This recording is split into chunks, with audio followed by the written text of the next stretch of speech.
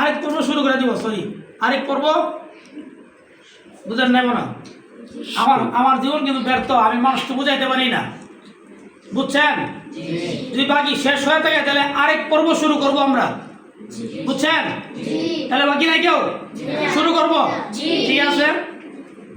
যারা মাসিক বা সাপ্তাহিক পরীক্ষা দিয়ে যারা উত্তীর্ণ হয়েছেন, হাফেজ শব্দের পক্ষ থেকে যেই পুরস্কার ঘোষণা করা হয়েছিল এর মধ্যে পঞ্চম হয়েছেন রিদওয়ান।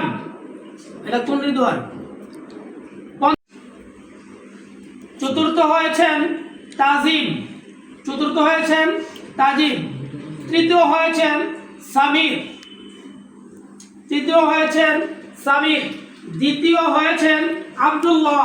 দ্বিতীয় হয়েছেন আব্দুল্লাহ।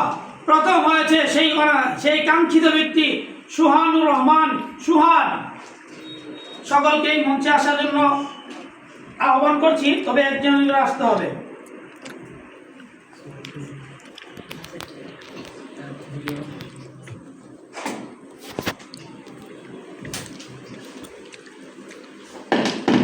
দুনিয়া উল্লাই গেছে।